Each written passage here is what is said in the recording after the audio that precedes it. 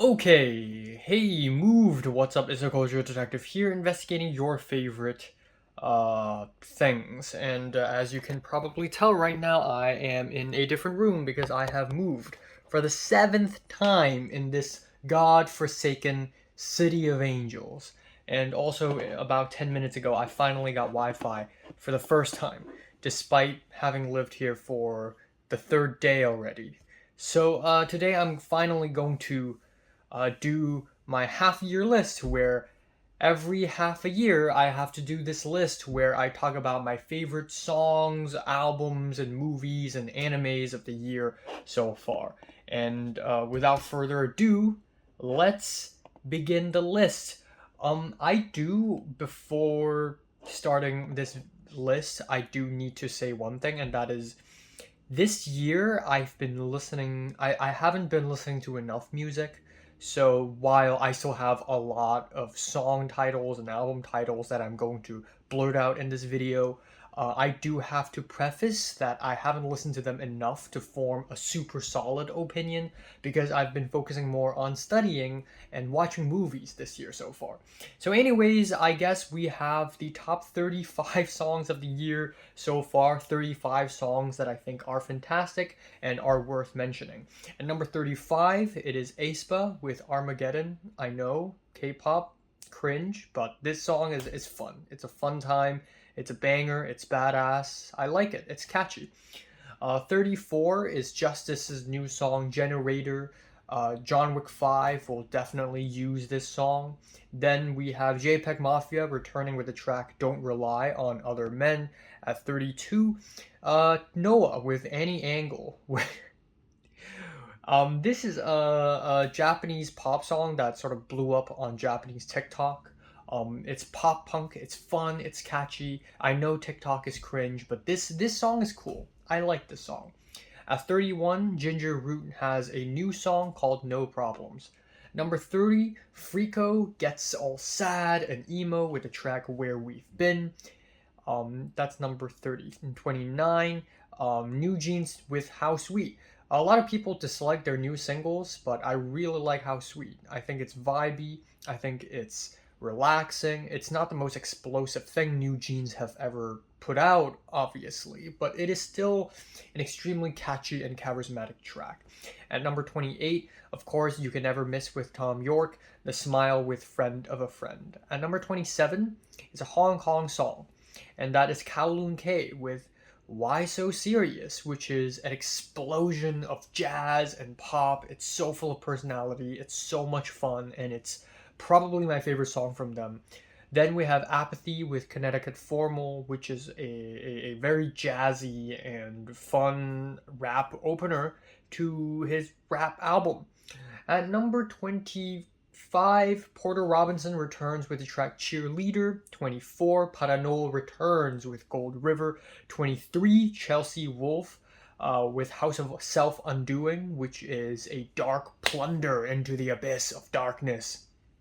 22, Adrianne Lenker with Vampire Empire, the studio version. Her solo album version, which is much more rustic and frantic and wild. And at 21, it is the Lemon Twigs with Golden Years. Because welcome back to the 70s, baby. The golden years. Number 20. Number 20, Mach-Hommy with hashtag RICHAXXHAITIAN, the title track. It's a dance beat. It's very lush, but it also sounds so intelligent. 19, I'm giving it to Death's Dynamic Shroud and Galen Tipton with Generate Utopia. This song gives me a migraine. This song sounds like a broken printer. This song sounds like schizophrenia. And that's my cup of tea. Number 18, it's Joey Valence and Brae bringing us back to the 90s with the rap track No Hands. At number 17, another Hong Kong song. This one is super underrated and barely anyone knows about this. It's a girl by the name of MAIA, or woman, she's older than me. And her first single is called Small. And it is this incredible blend of, I guess, American mainstream pop music, but with Cantonese elements and chord progressions, with lyrics detailing a tradition that is long, centuries old in Hong Kong history. It is an incredibly fascinating song. At number 11, Hasegawa Hakushi with Boy's Texture continues down with their extremely experimental approach to pop music. At number 15, Knocked Loose and Poppy collaborates on one of the most ear-shattering songs of the year, Suffocate! At number 19, Magdalena Bay returns with Death and Romance. Then at number 18 and 17, we have two back-to-back Hong Kong songs. One is from composer and folk songwriter Wong Hin-Yan with the track Out of the Dark Again. I guess that's how I'm going to translate it. And it's this 8-minute long experimental singer-songwriter, multifaceted, avant-garde folk song. Like, what the fuck is happening? The next one I will mention is from veteran singer Anthony Wong, coming back with Stone Sinking into the Ocean, lamenting over the crazy changes going through in Hong Kong sociopolitically.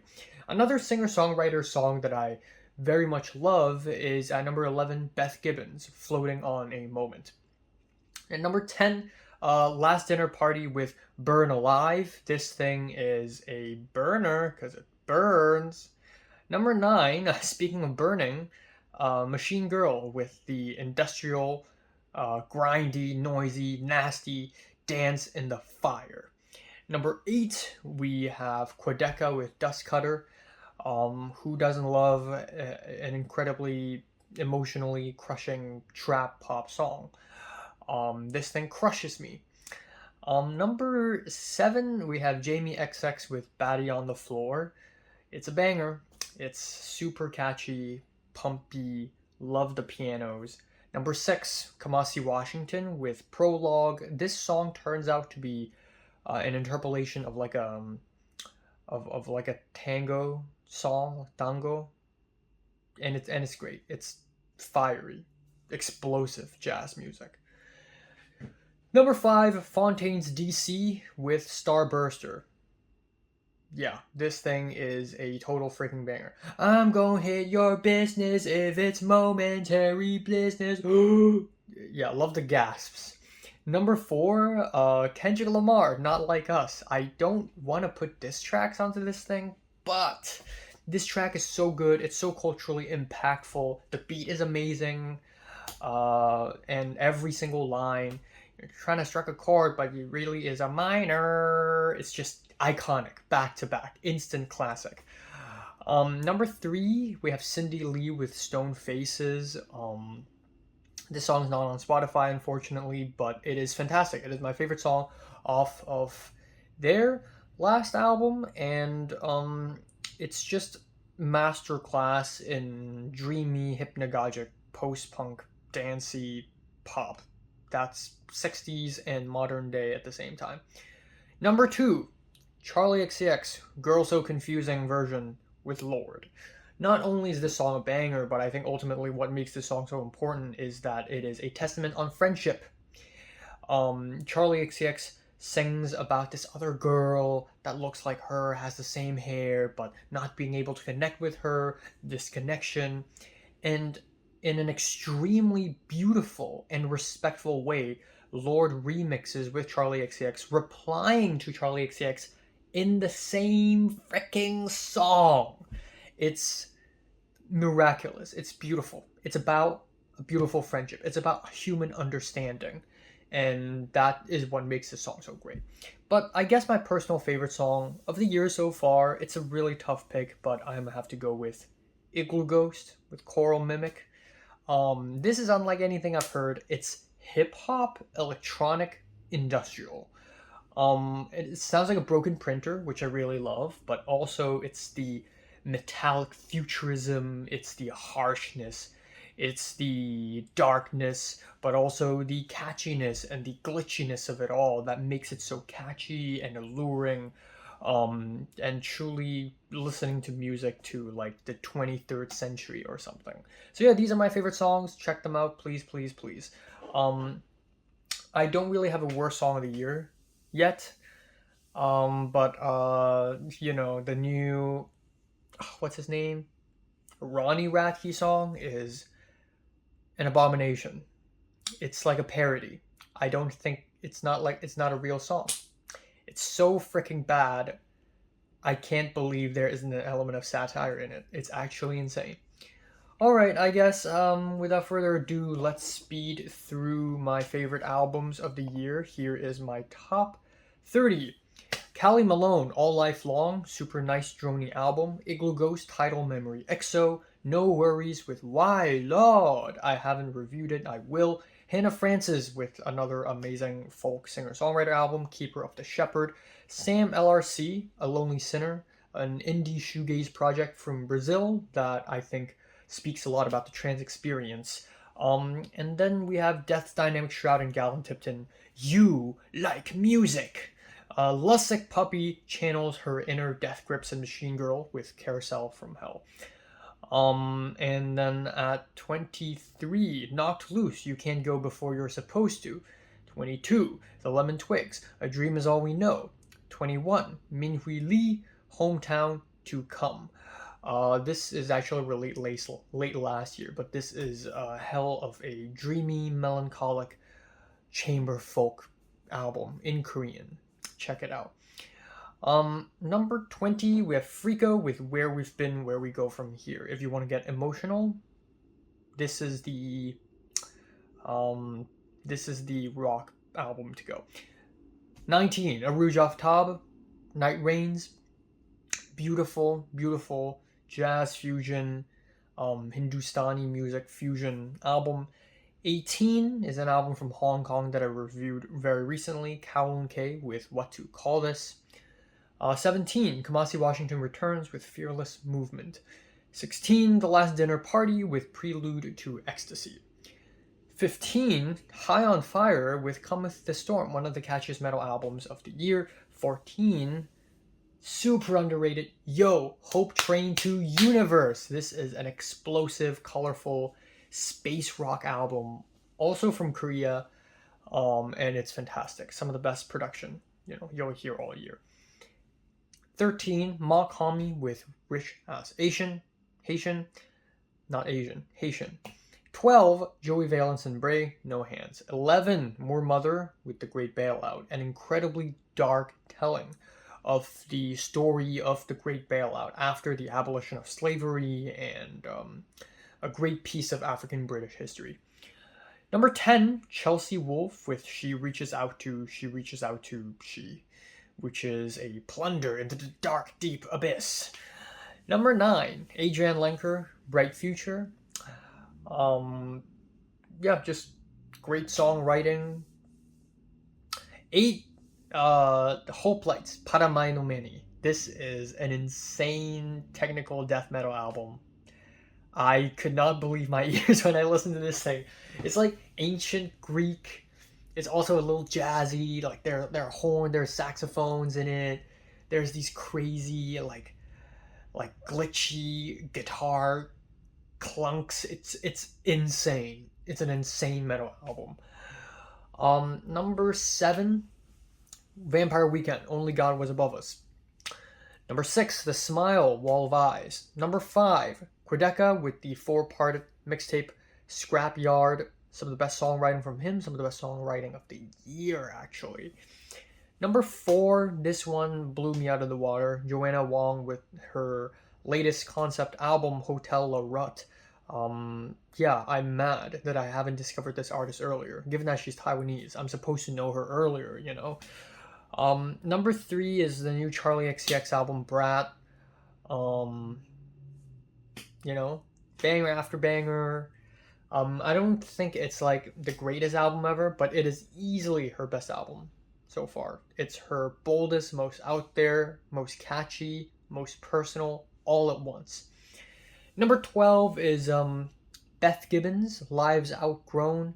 This is one of those albums where you're in an artist's discography in their late era, and you start to feel the somberness, the melancholy. And it's very philosophical. It's a very philosophical album, very poetic, very cinematic in many ways, and it's very dense. It's a very dense listen. But speaking of dense, to end off at number 1, we have the new Cindy Lee album, Diamond Jubilee. This is, again, a masterclass in hypnagogic post-punk pop rock. It's 2 hours, and it's very difficult for a 2-hour-long album to be that great, but this one just works because it's just song after song, amazingness. It's very vintage, it's very nostalgic, yet at the same time the writing is very modern and very updated, and it's just a fantastic album front to back. Worst album of the year, I have a worst EP of the year, and that is of course Machine Gun Kelly and Trippie Redd's new EP, but since it's not really a studio album, I guess the next album that I have to mention is Gunna's One of One. Truly one of the most boring things I've ever listened to. Like, the guy could have written all of the songs in 10 minutes. Like, this is, yeah.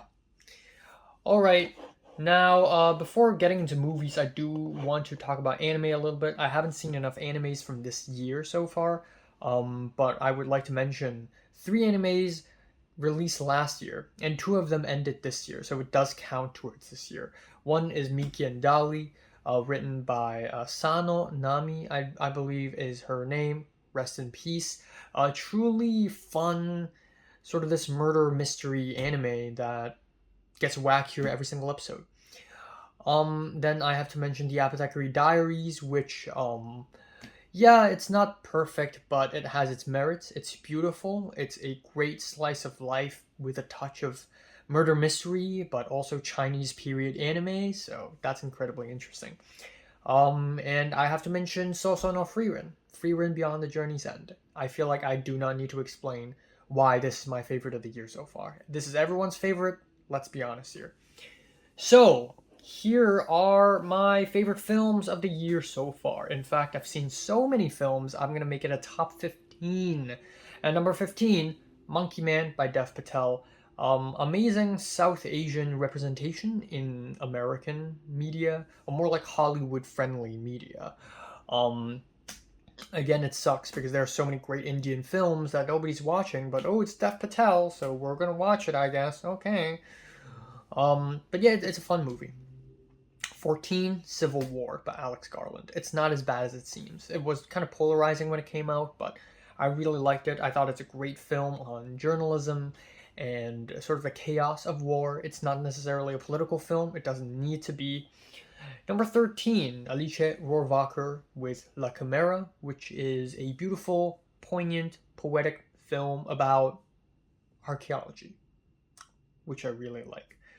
Number 12, there are several films on this list that's actually from last year, but I'm going to include it here because I didn't include it last year. Number 12, La Sociedad de la Nieve, Society of the Snow. I'm glad they did this remake because this is infinitely better than the other one they did. Even though I haven't seen the other one they did. Number 11, all the way from Turkey, About Dry Grasses by Nuri Bilge Ceylan. 3 hours long, but it felt like a breeze. The winter breeze on the snowy mountains in a rural Turkish village. That's what I'm talking about. Number 10, one of the most harrowing and haunting documentaries I will ever see, 20 Days in Mariupol, which is a documentary about the Ukraine invaded by Russia in the city of Mariupol. Number 9, it is The Iron Claw. This is a truly devastating, pure, unfiltered tragedy about the Von Erich brothers who, all of them but one, yeah, well, I guess that's a spoiler, but you can search them up on Wikipedia and you'll find out what happens. Actually, reality is even sadder than what's depicted in the film. Number 8, this film is screened in Venice last year. It finally got a release this year. Nobody seems to talk about it, and it is The Beast, or La Bête, by Bertrand Bonello, a highly experimental, avant-garde, nearly 3-hour-long French film about a romance across different timelines. It's insane. Yeah.